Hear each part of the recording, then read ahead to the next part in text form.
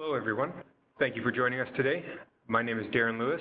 I'm IFRI's Manager of Client and Regulatory Services, and I'd like to welcome you to our first webinar of 2020.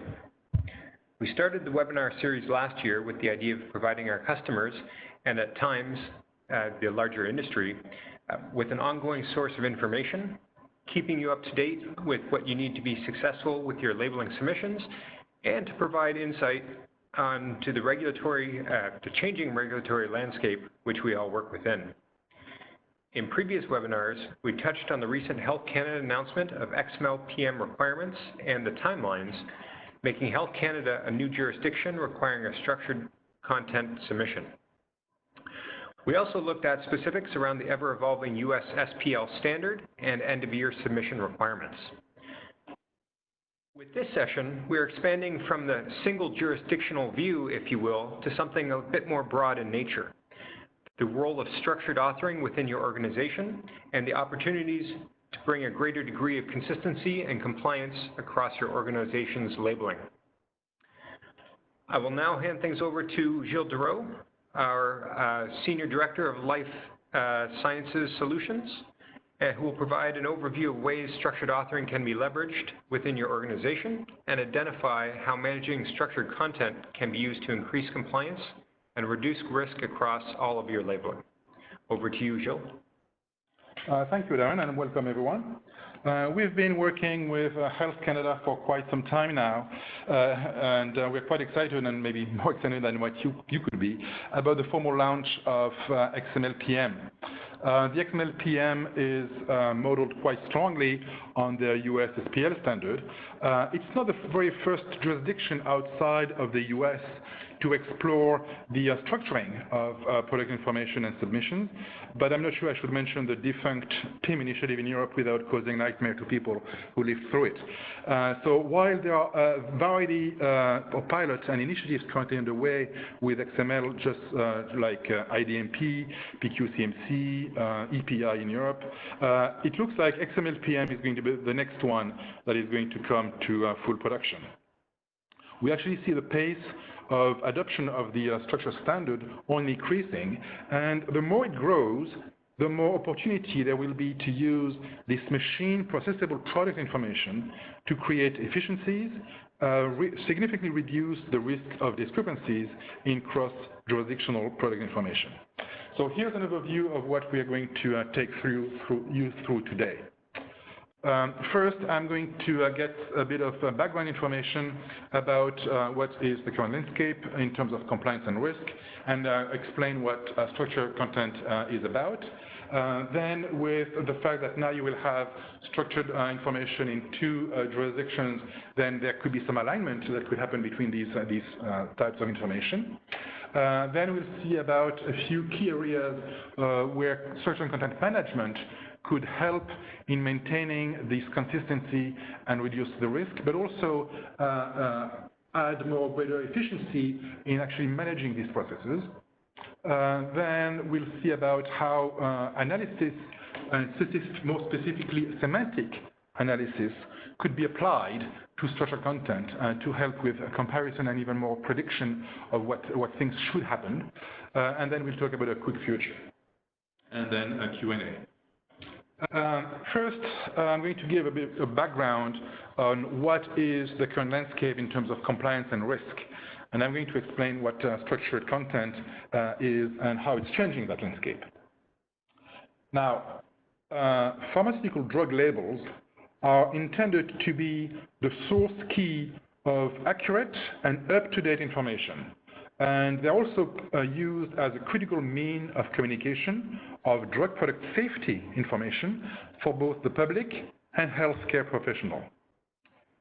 Health authorizations are working quite aggressively on harmonizing activities across their own organization, but also our conversions activities across organizations to involve the greater alignment across countries and regions of regulatory guidelines with a gradual adoption of recognized technical guidance document standard, and they are pretty much sharing principle on an international level to achieve the public goal of public health.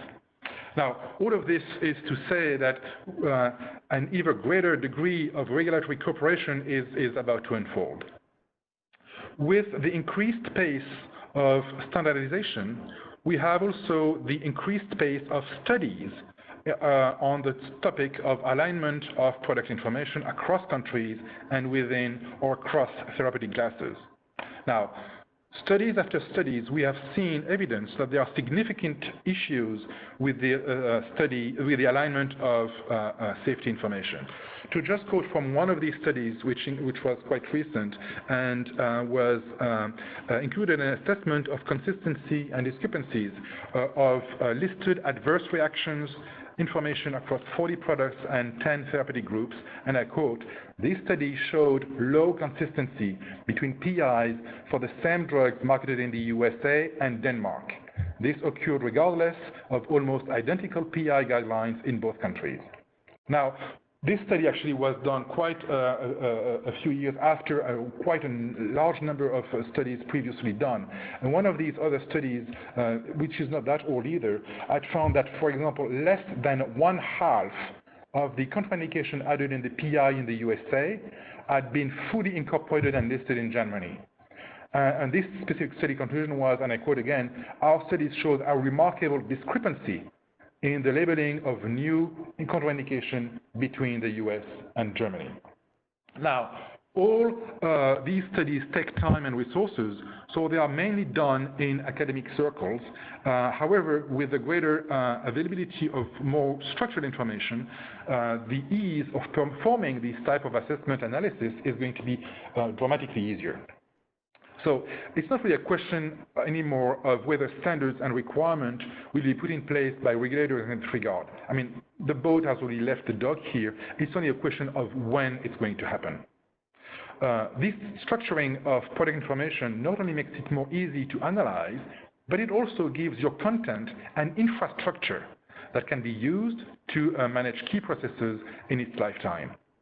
I mean, the organization is now for the opportunity is for organizations now to take ownership of their already structured information, such as SPL today or XML/PM tomorrow, possibly extend the scope of structured information in advance of the regulatory requirements to more efficiently manage the PI lifecycle and to be the first to know with precision what is the situation with key safety information alignment.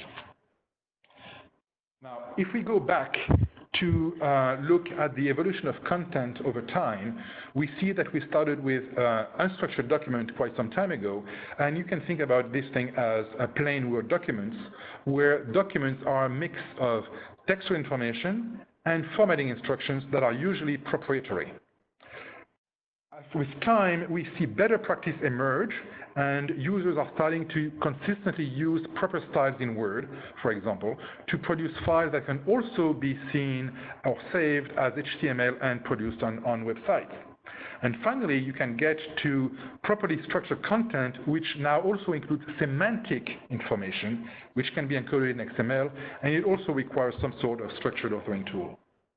Now, let's first get a broad definition of what is structured content authoring. Basically, it's a matter of getting away from the traditionally flat document, such as Word or PDF, where the information is usually read from left to right and top to bottom in most languages, and where the content is mainly formatted text.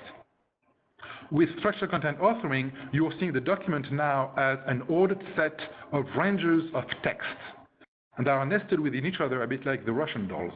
This is defining a tree of objects. In XML terms, these objects are called elements, and they carry properties which are usually called attributes. XML itself does not define what these elements or attributes should be, but for pure XML, the remaining content is supposed to be pure text without any embedded formatting information.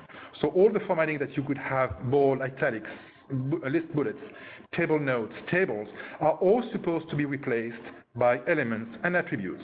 And we're actually going to be coming to that point a bit later. I'm now going to go over the main benefits of structured content, and they fall pretty much in big four categories that are more or less independent.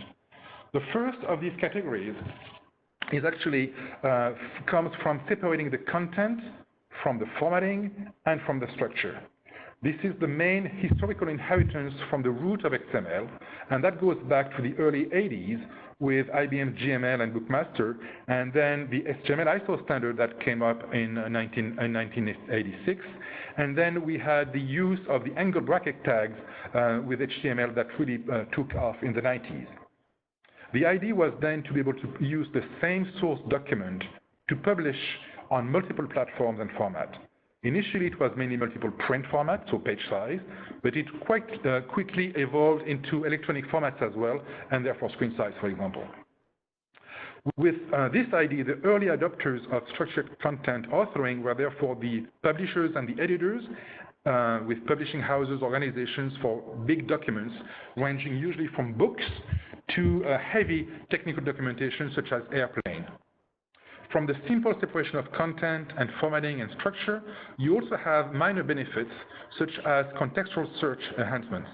For example, if you're searching the word indication and you're told by the search engine that it appears in a heading versus a footnote, you might want to bring more weight of your attention to the section where the result appears in the heading. It's more significant. Nowadays, producing a document where the formatting is encoded in XML has become very easy because we've seen mass market tools for producing HTML for a while, and Microsoft in Word 2003 and even more in 2007, in Word 2007, has changed its internal format to an XML format called OXML. OXML includes all the formatting information now in XML. However, OXML does not structure anything about the structure of the document or the semantic information. So OXML in Word is just pure about formatting, but it's already an XML format.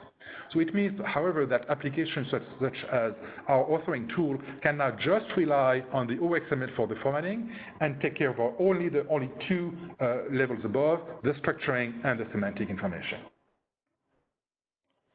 The second group of benefits comes from the fact that XML could be used for interoperability and as an exchange mechanism of industry standards.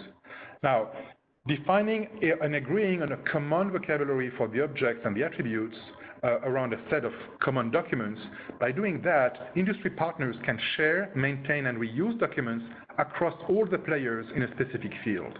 Once again, it started in the 90s with the publishing industry with the DocBook standard, and later on with the aerospace industry establishing the ATA 100 and the EICMA 1000D standards for civilian and military airplanes documentation, and that were used from the manufacturers to the regulators and then the airlines.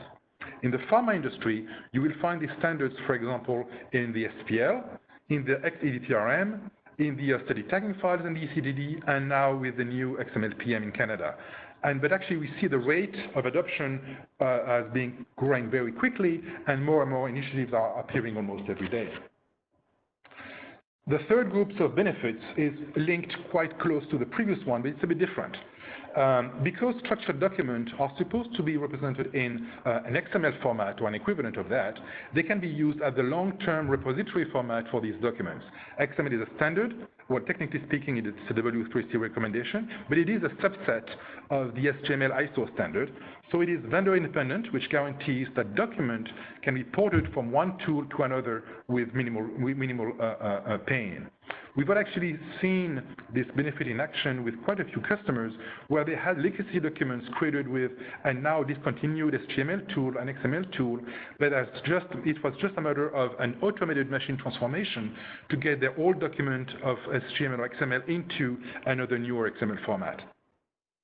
It also means that all the SPL documents that have been created by various vendors all throughout the years since SPL came into play can be opened by any other SPL tools, which means also that authors can change tool and resume working on these documents with a new tool environment with nothing to do.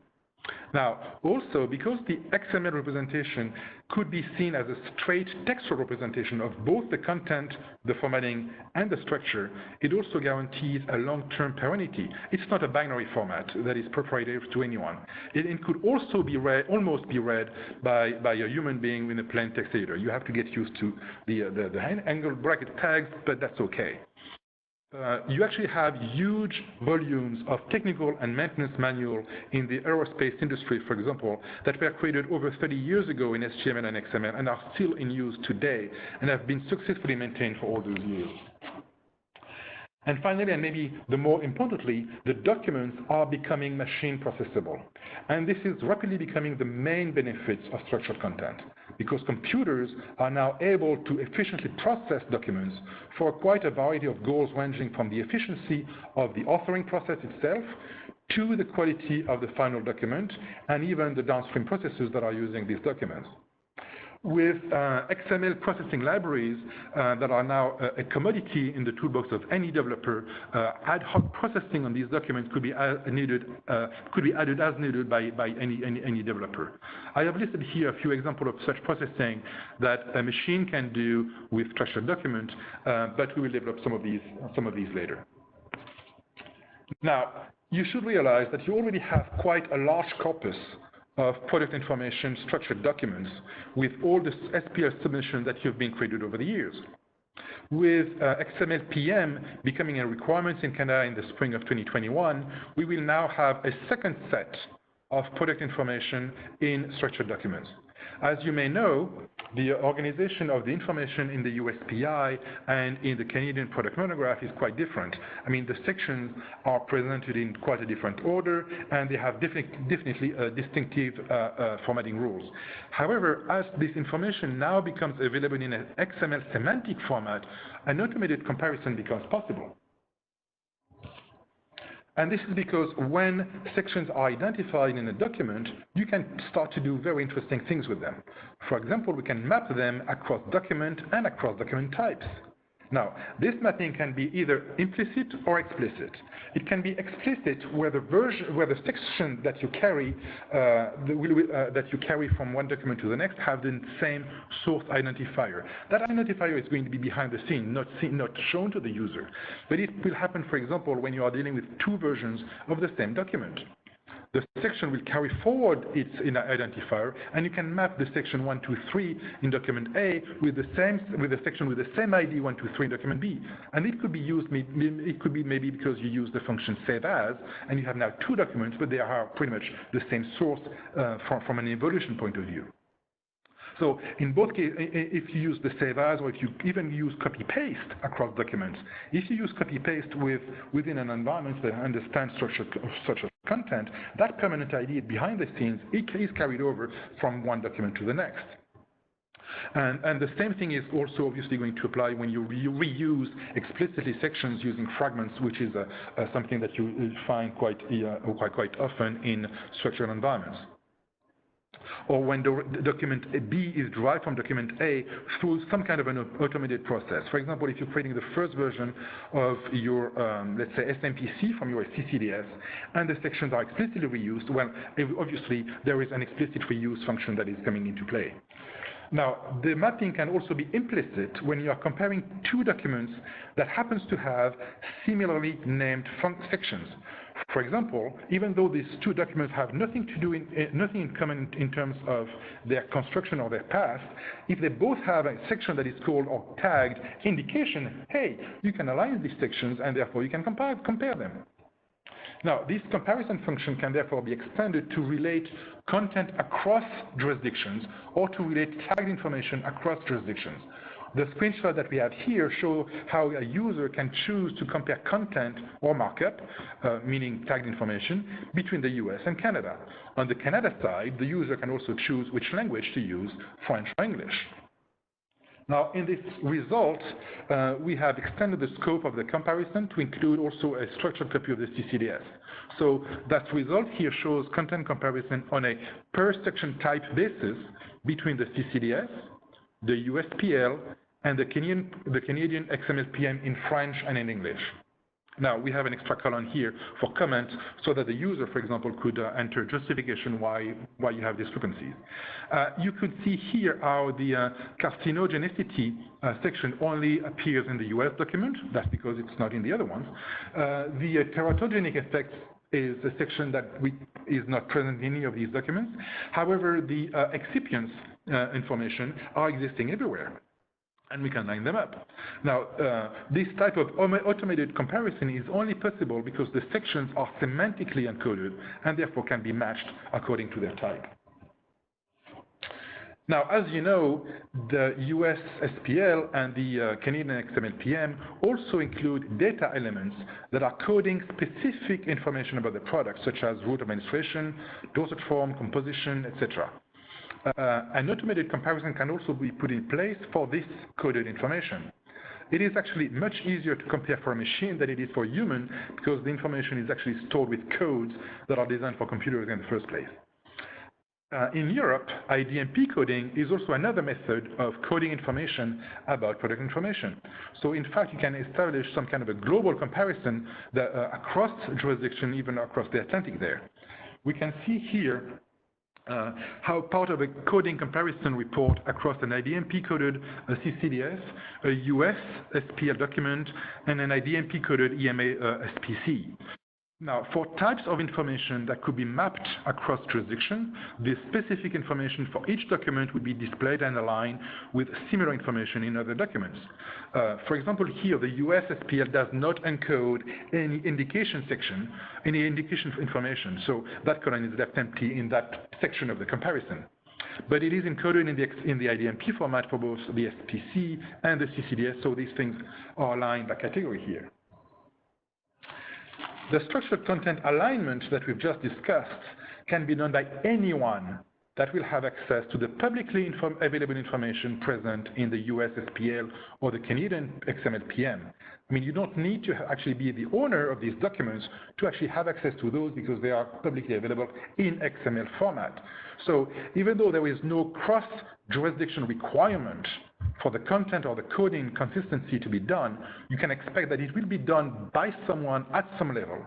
And somehow, cross-jurisdiction labeling consistency might be seen as red flags of possible issues with the product.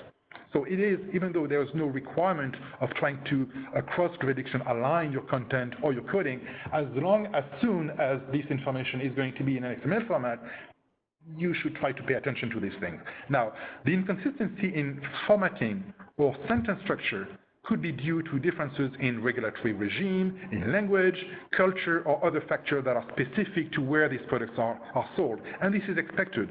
However, inconsistency in the subject matter, meaning the content quality, is what is at stake here.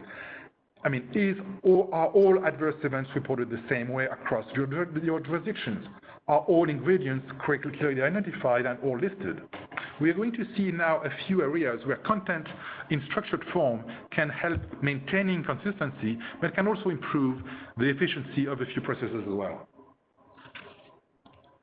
Now, because structured documents can be processed by machine, you can get them to interact with other systems that you already have in your environment.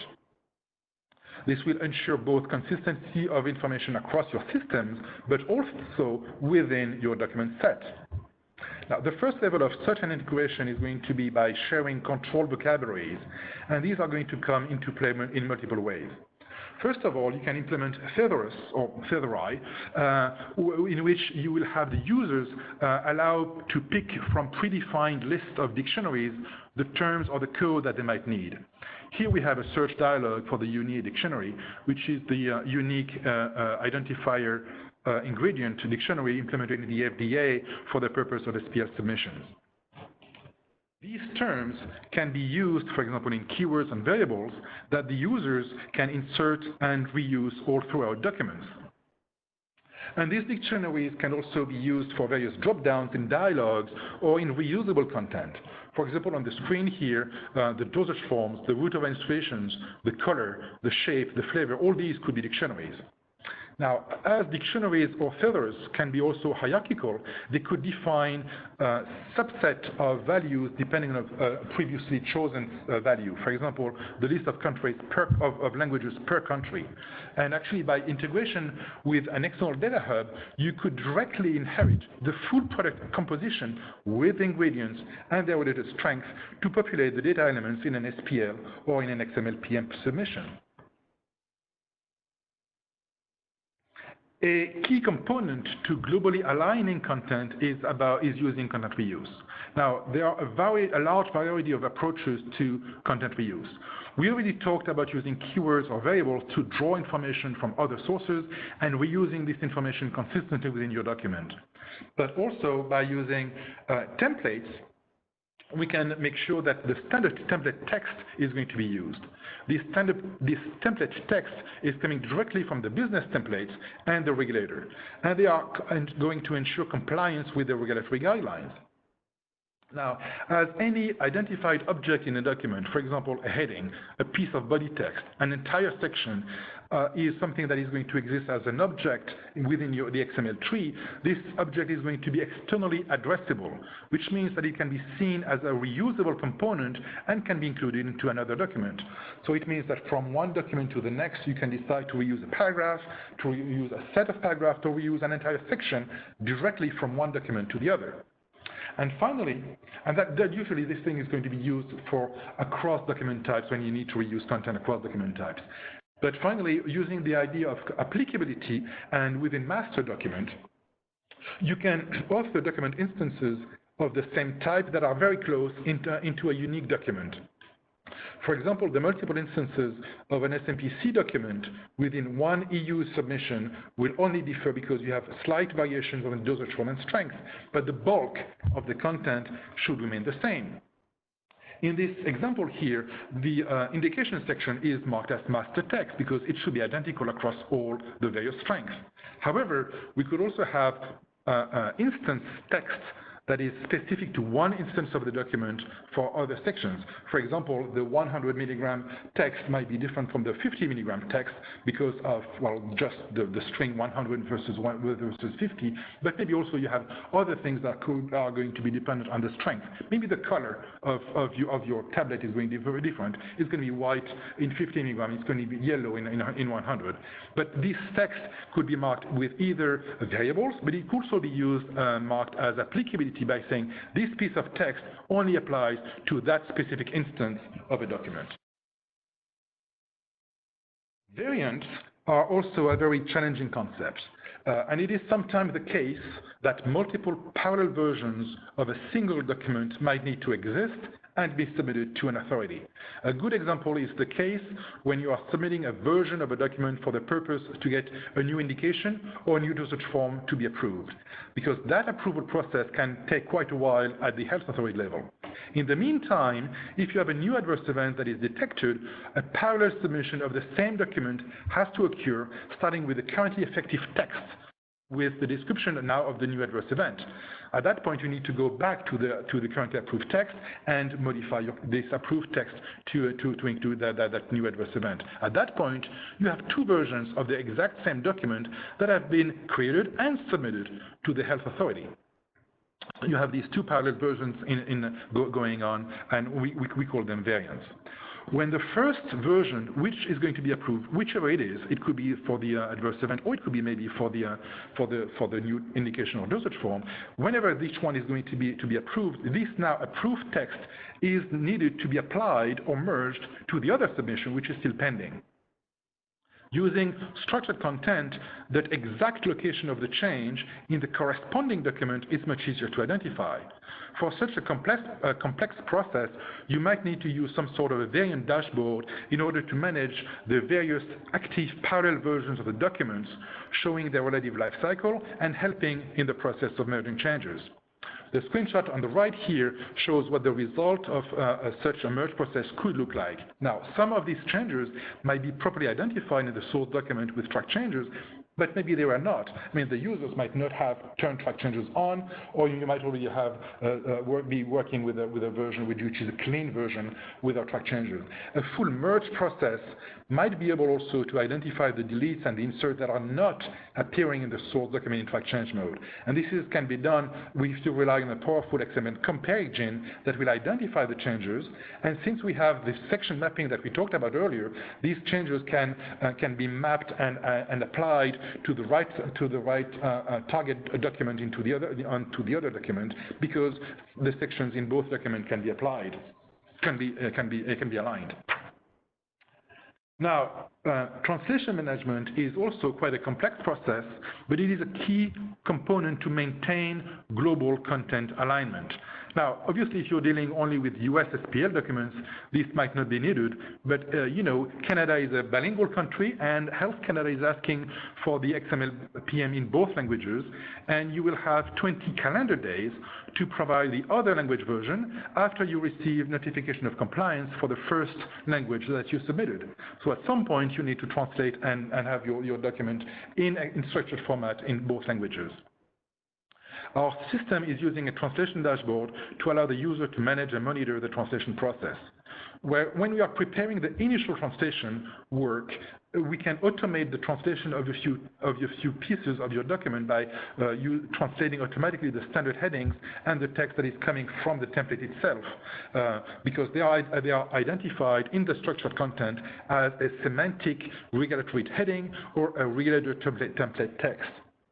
Now, even though our documents are going to be structured documents, the system can export the translation documents to plain MS Word documents that you can communicate to your external users, for example, your translation partners.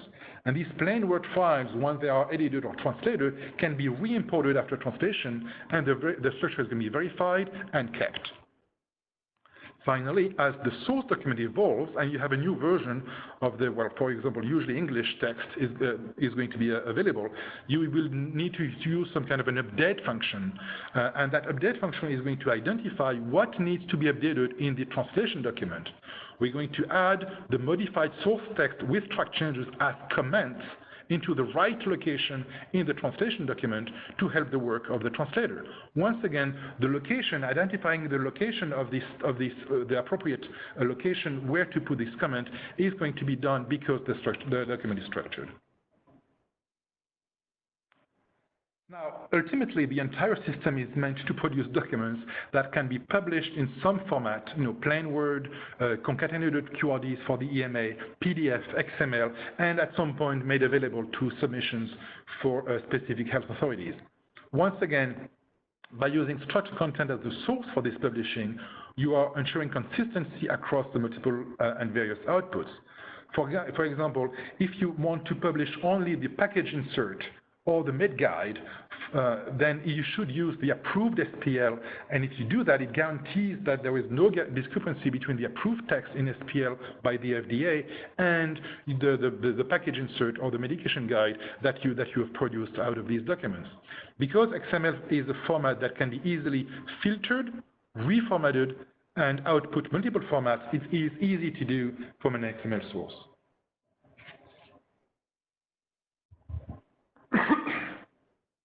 Now, by having a semantically meaningful identified sections in your structured document, some content semantic analytics can be applied to the document by a machine, and the document is going to machine process and is going to identify concepts within sections, and we can try to match this concept appropriately across document types, jurisdictions, or even products.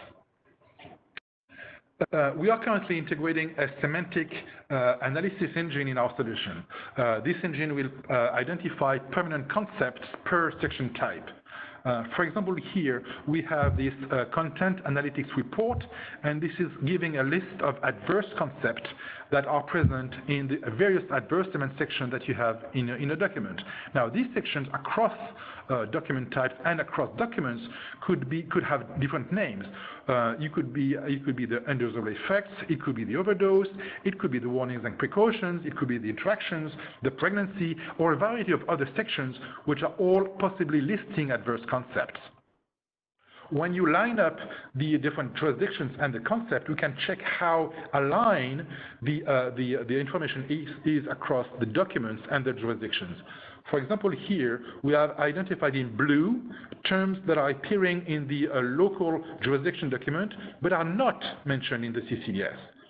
You can see how, for example, the US PLR document and the SPC, they both include concept about the hepatic failure, but this concept is not present in the CCDS.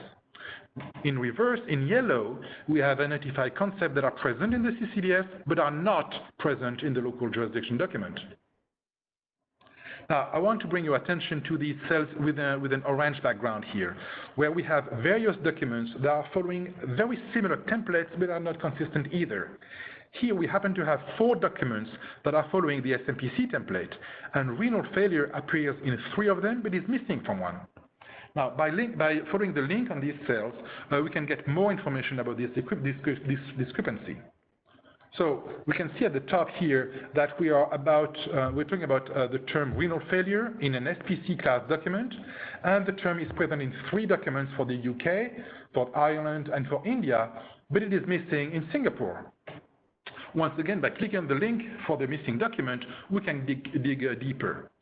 And at that point, we get to the content level. At the top here, we see how we are dealing with the missing term renal failure, and from the Singapore document. At the bottom, we see for each document where the term appears, we have the term highlighted in red in each of the documents for the UK, Ireland, and India, and we see the corresponding text in the Singapore document. Now, the corresponding text, again, can be located because we have the structure behind the scenes, and we can suggest where this term renal failure should appear, possibly in the Singapore document. Now, we are not saying this is wrong or invalid. We are just bringing the attention of the users to these discrepancies. Now, by the way, obviously, what you see here are just demo documents without real content, but we have done this type of analysis on real production documents for customers, and we have found these types of discrepancies in real life. We talked earlier about implicitly mapping sections based on content semantic names for comparison purposes. When you combine the semantic section name and you apply content semantic analytics, we can now establish implicit relationships between initially unrelated documents. For example, if 2 sections in 2 separate documents are showing more than maybe 90 or 95% of the content, the system might want to warn the user that when you modify one of these sections, you might also want to update the other ones. It looks like even though these 2 documents were completely unrelated, just by the fact that these 2 sections happen to have something to do with indication, for example, and they share 95% of their content, maybe if you modify one, you might want to be prompted or invited to modify the other one. Now, in a similar manner to what we just described in the previous slide, the implicit relationship can also be established between sections if they are sharing the same concepts instead of the same content. For example, if 2 sections are listing the same concepts, but maybe using different terms, they might represent the contraindication sections for related products in a prescriber document versus a patient information document. Now, between the prescriber document and the patient, you will not use the same terms because one document is intended to be read by a professional in the medical community, while the other one is for everyone, you, me, all the patients. So the terms are going to be different, but the concepts are going to be the same. For example, if you use the terms pressure across your forehead or migraine, both of these things are matching the concept of headache. Once again, if you find out 2 sections that are labeled as contraindication are sharing the same concept, if you're modifying one, you might want to be prompted or invited to modify maybe the other one. Now, this is an example here where we can use the semantic analytics for predictions of what should happen or maybe what you might be wanting to happen. So it's an idea of predicting where the changes could happen if you change something. I will just finish with a couple of points about the current expansion of structured content that we see coming in the pharma industry. We are routinely monitoring the authorities and the organization listed on the left, as they all have current structured content initiatives that covers the US, Canada, EU, Japan. Obviously, the HL7 ICH are they're all doing something in terms of structured content. We are also participating or evaluating or otherwise monitoring the projects and the initiatives that are listed on the right here, because they are about structured content initiatives. As Alpha is a company that is focused on structured information, our technology, our functions, and our development roadmap is therefore always adapted to make sure that we keep compliant with anything appearing on any of these topics there. What ultimately drives the evolution of our technology is the challenge of aligning content on a global basis. Now, aligning content on a global basis can be seen through multiple prisms. I mean, you can see that as being an intra-jurisdictional prism where the information has to be made coherent and compliant across document and data within one single jurisdiction. You can also be seen as an inter-jurisdictional view where consistency is ensured for a single product across multiple jurisdictions. And this is mainly what we've discussed about today. It can also be seen across multiple products where you have closely related products in the same family or in the same therapeutic area, and they also need to be aligned. All the functions and features that I have described so far are a few key areas where the structured and coded content can be leveraged to answer this challenge.